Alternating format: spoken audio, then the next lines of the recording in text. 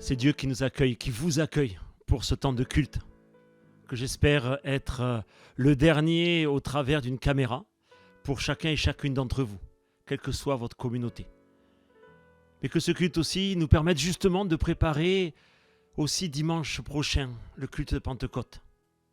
C'est le temps de l'ascension. Et j'aimerais que nous vivions ce temps de culte justement autour de cette église qui a vécu ce moment, un moment à part. Parce que l'ascension, c'est le temps où les disciples sont à nouveau rassemblés après la dispersion liée à la mort du Christ. C'est une église à nouveau rassemblée et qui prie.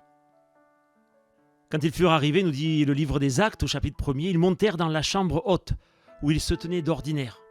C'était Pierre, Jean, Jacques, André, Philippe, Thomas, Barthélemy, Matthieu, Jacques, fils d'Alphée, Simon le Zélote et Jude, fils de Jacques.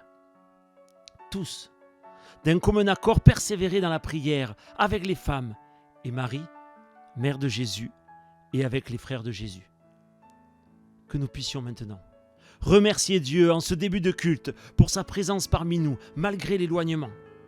Et je vous invite à vous associer à ces paroles du psaume, le psaume 138. C'est un psaume de David.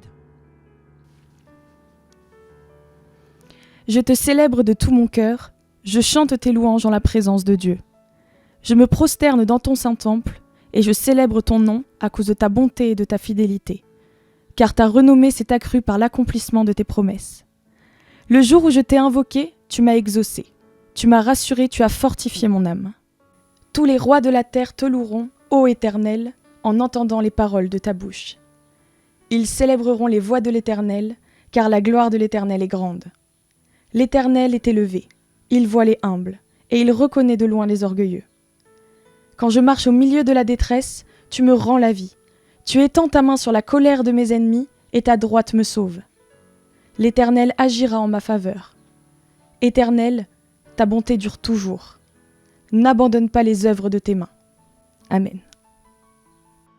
Et maintenant, malgré le fait d'être une église dispersée, je vous invite à vous sentir unis par le lien de l'Esprit de Dieu pour chanter ce cantique, vivre ce temps de louange, le roi dans sa splendeur.